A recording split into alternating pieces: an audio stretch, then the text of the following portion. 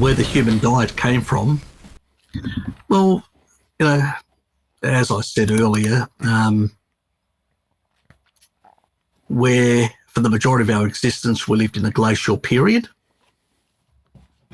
and the majority of food that was available was pretty much four-legged stuff that walked around on the ice of planet Earth. And that's what we hunted. And that's what we used for our clothing, their skins, to keep warm. And we lived in caves, or eventually in later stages, we were able to construct certain structures to keep out the elements. But pretty much, when we look at the archaeological evidence, it's quite clear that most campsites that our ancestors visited and moved from between, they cycled through the seasons through different locations, and probably because there were different types of foods that they could access in those different locations at different times of the year. But pretty much the primary, now that's confirmed by the N15 data in the bones, and the delta 13 isotopes of carbon, which indicate that it's primarily grass-eating animals that we consumed. But there was a few signals there in terms of some of the other isotopes which indicated that we're also consuming some coastal or river fish. And if we look at most of the settlements, they are along river systems and coastal systems. It's very hard to penetrate like dense forest as humans, and it's not a good idea either. It's, you have to get to levels of civilization where you can cut down forests and build towns and build farmlands and, and pastures and whatever else. Back then, it's what's around you. You exploit the environment at the technology level that you are. And the technology level that was very basic. So, spears, certain, so a spear, you can actually, coastal fish, you can get in and just spear it. For instance, the same thing with when it comes to certain animals, they will visit river systems. So you can actually, from a distance, spot, look.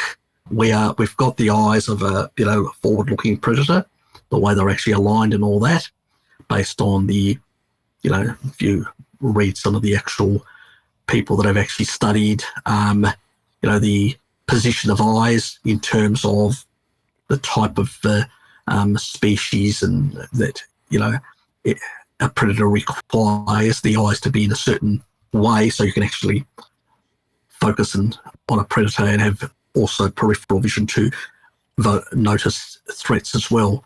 But it's both where most other ruminants have got these sort of eyes that sort of wobble around and all that to view, because they're trying to get a better view for predators from a distance. We don't worry about predators from a distance, only close in. That's the peripheral vision. So most other predators have the same thing. It's the close in stuff you need to be able to, notice. The further out stuff you filter out. That's a predator sort of eyesight as well. So when you put all these things together, and then you look at the river systems, and you look at the campfires, and you look at all the actual littered bones of different animals, it's quite clear. Then you look at the cave drawings depicting animals and all that, not plants. You pretty much see that, that is what the big focus. And then when you get to early civilization and you start domesticating animals and plants, that is the first time you start seeing depictions of plants and animals in huts and in the early temples and castles or whatever structures that are produced. Before that, you don't see that. So it's quite clear you are consuming one specific food at a certain period for the majority of existence, and that's what you depict, and that's what is part of your whole culture.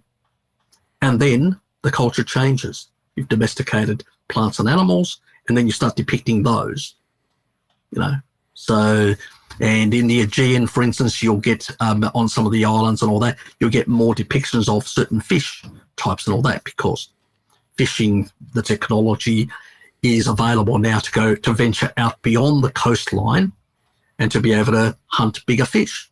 And that's where all the myths and legends come about these monstrous fish that are out there, because they never knew, because they were all the small coastal fish that they were consuming for eons.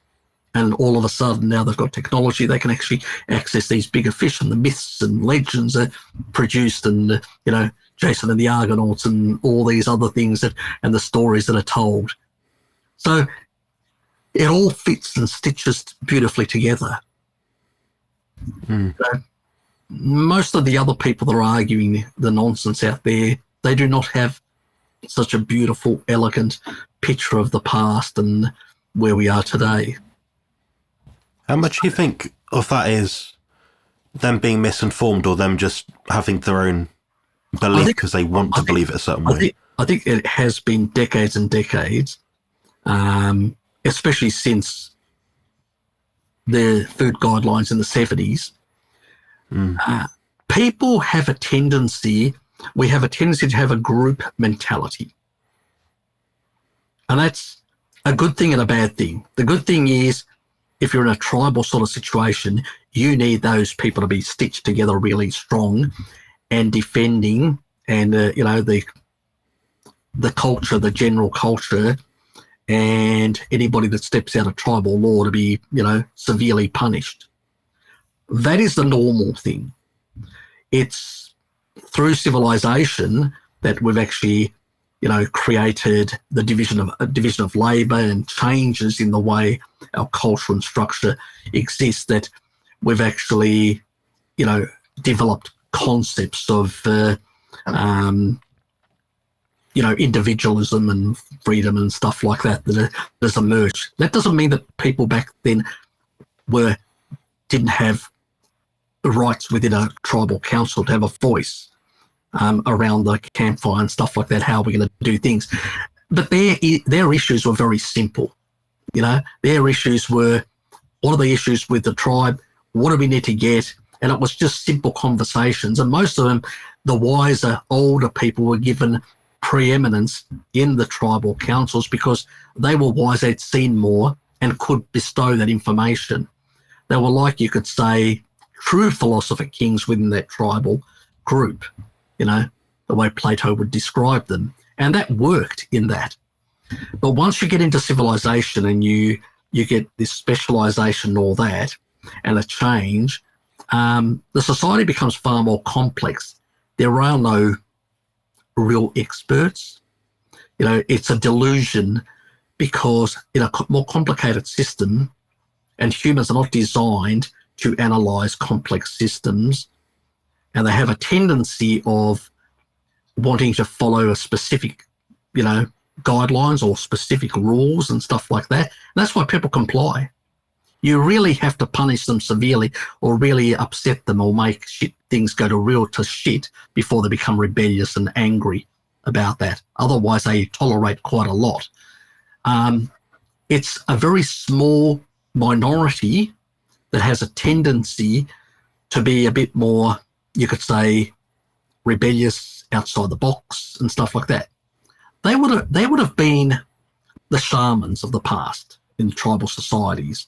The sort of, you could say, those intellectuals who did the mystical things or looked at nature or physical things that are happening around them, trying to interpret them in how that would affect the tribe from that wealth of knowledge. So they would be the most informed, but also lateral thinking people outside the box. They wouldn't just follow the tribal thing. They would be there like the devil's advocate within the actual tribe.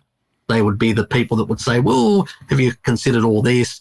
I've noticed these things happening in the environment. Maybe it's a sign from the gods or, or whatever. And so that's how they would put that forward and get them thinking a bit, to basically, if something's not working, get them thinking something outside. Now people like that are demonized. because back then that was the normal thing. They expected somebody to be in the tribe to be that person that contrarian type person. And we notice in, the amount of very smart people, extremely smart people, high IQ people and all that is a very small number, and it always has been. It's just the normal sort of stuff.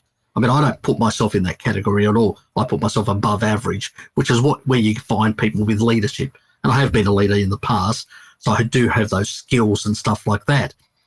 But it's those are the sort of people outside. Now, the leaders tend to also be a bit outside the box. They have to be. They have to be a bit more flexible, a bit forward thinking, because they have to provide that sort of leadership for the tribe, or provide the leadership for the society, and say, hold on, these things are not working. Maybe we should try this and that, and propose things and try and get the others to go along with those proposals. And the intellectual there, the smarter person, that person plays the devil's advocate for that sort of tribe. So that's always existed. It's nothing new. But we've just got a different structure now, societal structure with a class-based system and all that. And, now that is found within that sort of structure. But that doesn't mean that tribal leaders don't get it wrong and our leaders don't get it wrong.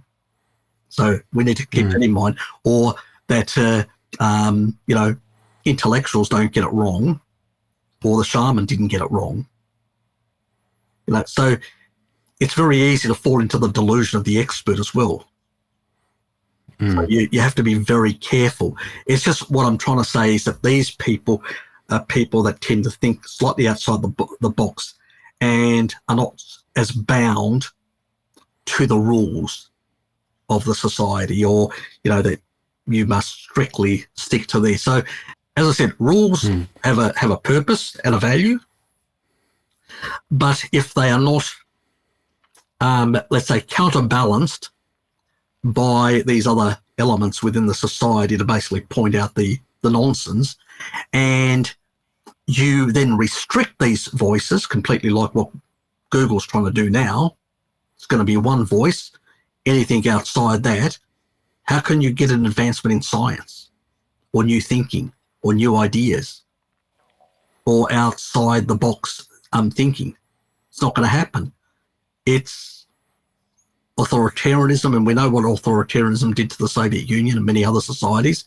It pretty much brought them undone. They pretty much declined. And that's what will happen to our societies as well.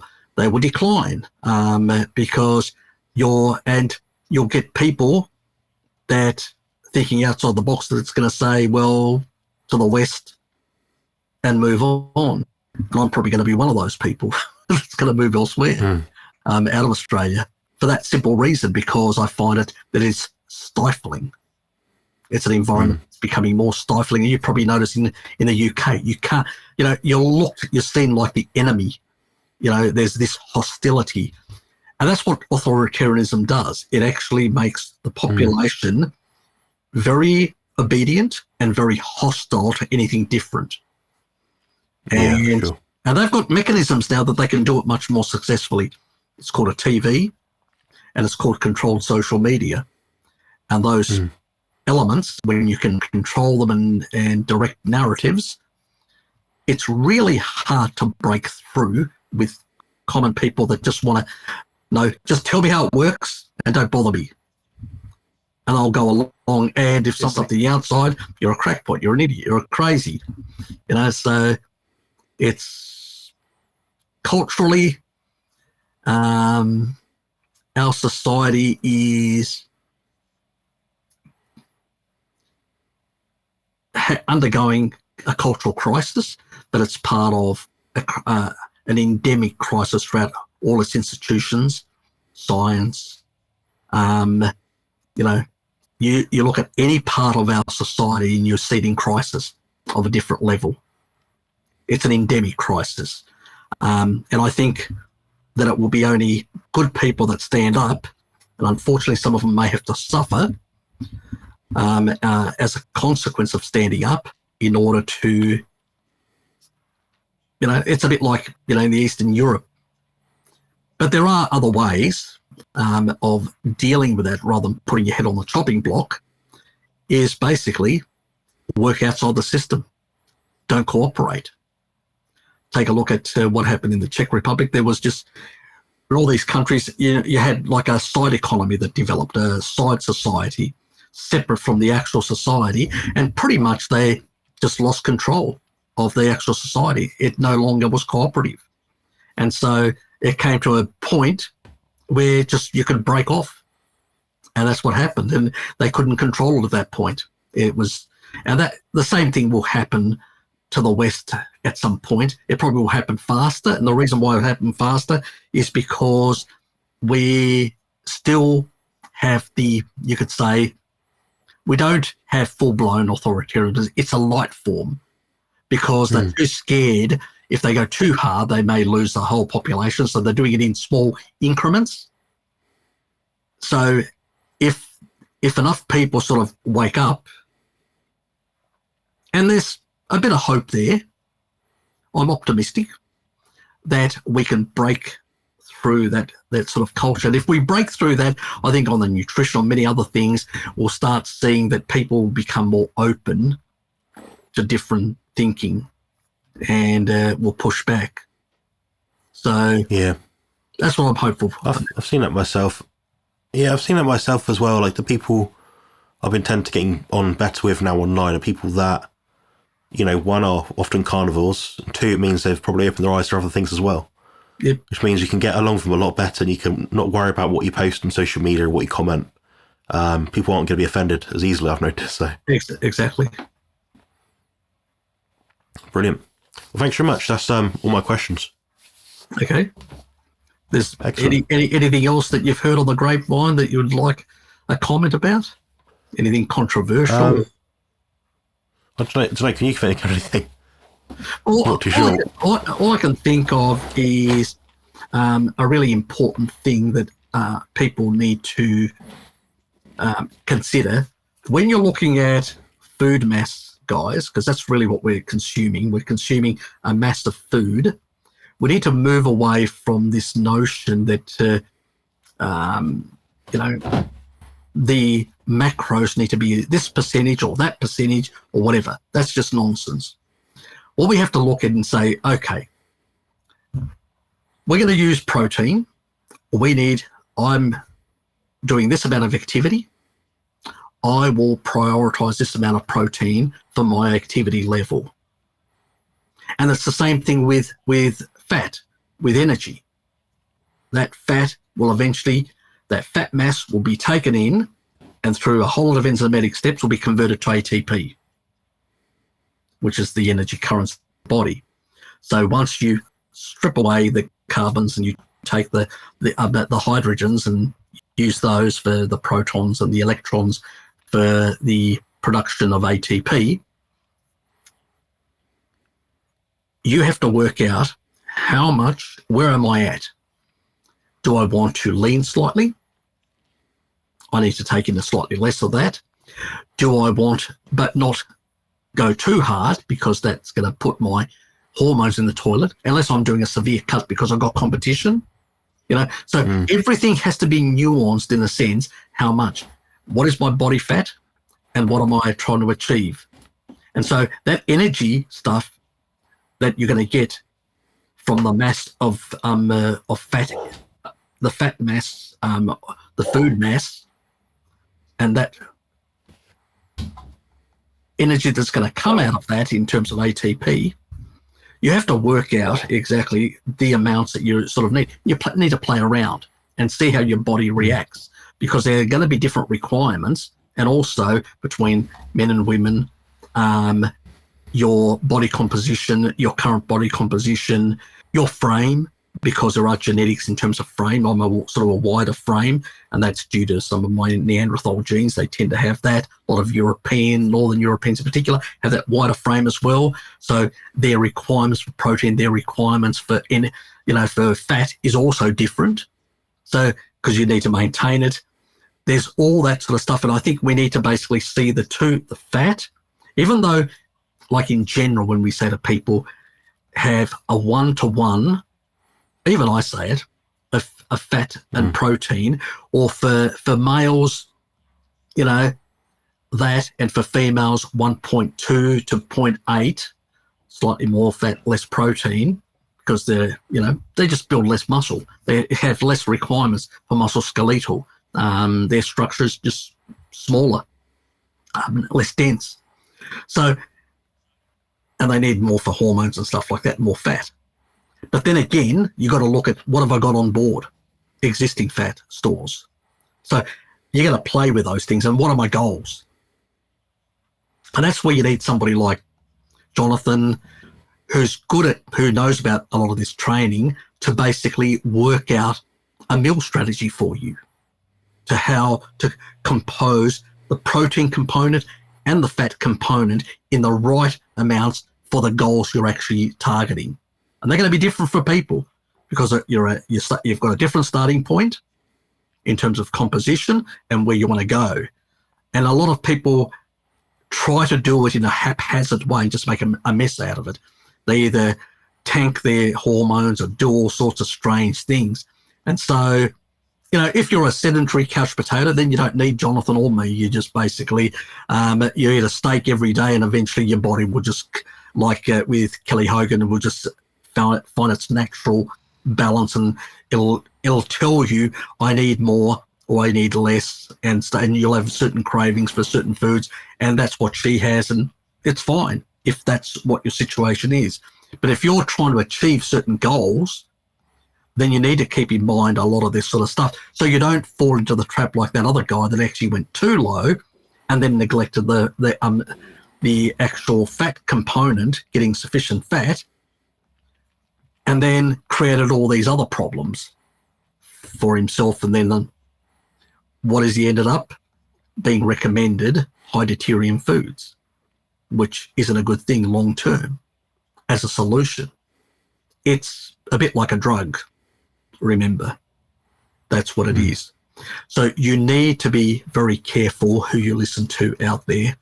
People that understand these things are going to give you better advice.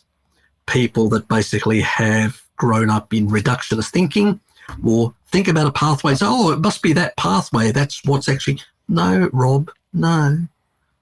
The guy's actually just too damn lean. Get it right. You're missing a whole lot of things because you haven't read any of George Cahill's research to understand this. Because you're an MD, and maybe because you're ignorant about these things, you should stick to your lane and do what you know best, as Bart would say, and stop getting into areas where you don't have enough, you're not informed sufficiently to make those or put forward those opinions from a reductionist perspective, because that's what it is, and get people into trouble long term. That's pretty much all I wanted to say. Build muscle and lose fat on the carnivore diet.